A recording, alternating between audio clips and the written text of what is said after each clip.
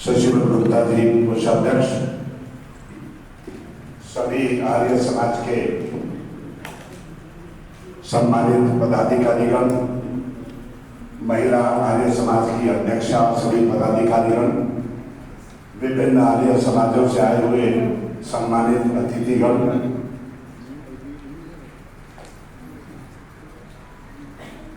और उपस्थित सम्मानित बहनों भाई, सबसे पहले मैं आप सभी की उपस्थिति को सादर नमन करते हुए रामनवमी पर्व की आपको हार्दिक शुभकामनाएं देता हूं। आओ हम सब मिलकर मर्यादा पुरुषोत्तम श्री राम के आदर्श में जीवन से प्रेरणा लेकर अपने जीवन का, अपने परिवार का, अपने समाज का उद्धार करें, अपने जीवन को भी मर्यादित बनाएं। आप सभी यहाँ विशिष्ट जन उपस्थित हैं, सभी इन सब बातों को लगातार हर वर्ष होने वाले रामनवमी के पर्व पर सुनते भी रहे। फिर कुछ याद दिलाने की दृष्टि से मैं आपके सम्मुख 2-3 उदाहरण पेश करते हुए अपनी बात कहूंगा। मर्यादा पुरुषोत्तम श्री राम जी का जीवन पूरी तरह से आदर्श जीवन है। कितने दिन हो गए उनको आए और जाने के बाद, आज भी उनके वो आदर्श जो उन्होंने अपने जीवन के विभिन्न पहलुओं में हमारे सामने प्रस्तुत किए, आज भी उनकी सार्थकता ज्यादा है, पहले से ज्यादा है। परिवार में भाइयों के बीच कैसा सौहार्दपूर्ण, कैसा सम्मानित, बड़े भाई और छोटे भाई में कैसा संबंध होना चाहिए, पिता और पुत्र के बीच, माता और पुत्र के बीच कैसा संबंध होना चाहिए, आज की परिस्थितियां क्या है, ये चिंतन करने का विषय है। एक राजा का क्या जीवन होना चाहिए अपनी प्रजा के लिए, शत्रुओं के साथ भी उनका कैसा व्यवहार होना चाहिए, ये आदर्श जीवन प्रस्तुत भगवान राम, जिनको हम कह देते हैं, उन्होंने किया। एक उदाहरण आता है कि जब रावण देश बदल के और सीता जी का अपहरण करने आता है, उससे पहले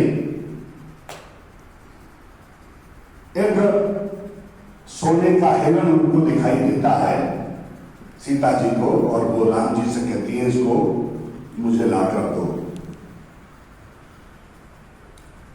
ये सोने का हिरण उस समय रहा होगा, ये आज की हमारी जीवन की विभिषिकाएं हैं जो हमारे सामने इस तरह के रूप में, छद्म रूप में हमेशा आती है। राम जी उसके पीछे गए और दुर्भाग्यवश लक्ष्मण को भी जाना पड़ा। एक लक्ष्मण रेखा खींच कर गए लक्ष्मण जी और कह गए इसके बाद मत आना।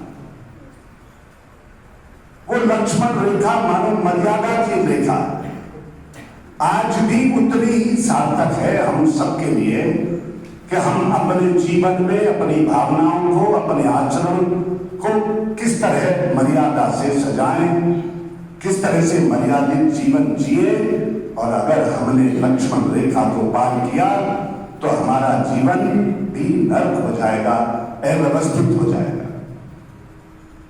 इसको अपने ऊपर डालकर सोचने समझने की आवश्यकता है।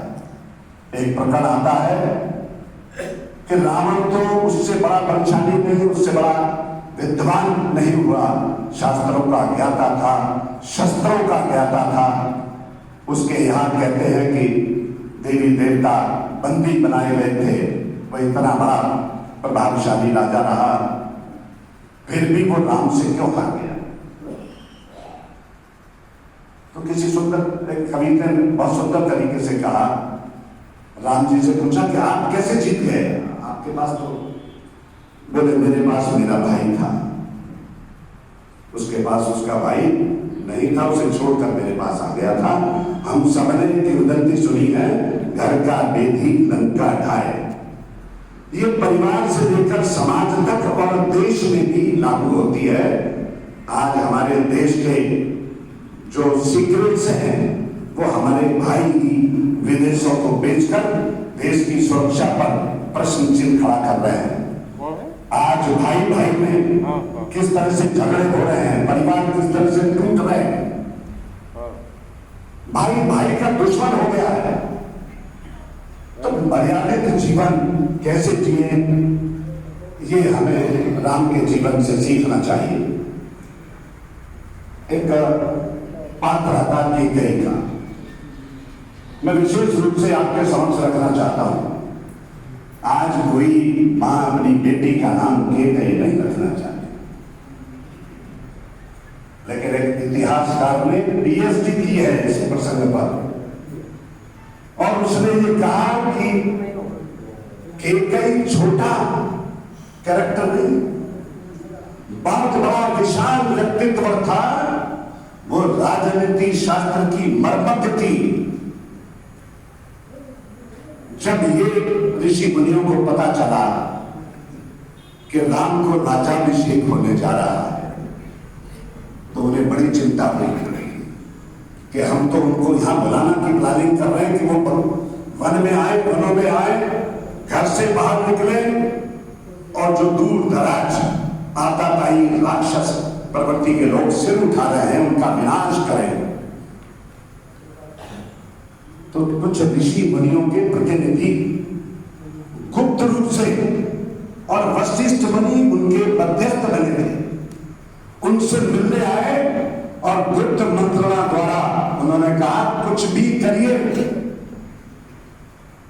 राम को वन में भेजने की व्यवस्था करिए, घर से बाहर भेजने की व्यवस्था करिए, ताकि वो घर से बाहर निकले और जो काम हम उनसे करवाना चाहते हैं, जिसका अभी हमारे भजन गायक भी एक उदाहरण के द्वारा कह रहे थे। विश्वामित्र राजा दशरथ से चारों राम जी को मांग करने गए। ये उनकी ऋषियों की योजना में शामिल एक कार्रवाई है कि नाम यज्ञों की सुरक्षा का, लेकिन राम को एक योद्धा के रूप में शस्त्रों से सुसज्जित करने के लिए, शस्त्रों की भाषा सिखाने के लिए विश्वामित्र जी ने उनको अपने साथ ले जाने का प्लान बनाया। मैं अपने प्रसंग पर आता हूं। तो कैकेयी से ऋषि मुनियों के प्रतिनिधि मंडल ने कहा कुछ भी करिए, तो उसने कहा मेरा तो सर्वनाश हो जाएगा, मैं राम को सबसे ज्यादा चाहती हूं, मैं किस मुंह से कहूं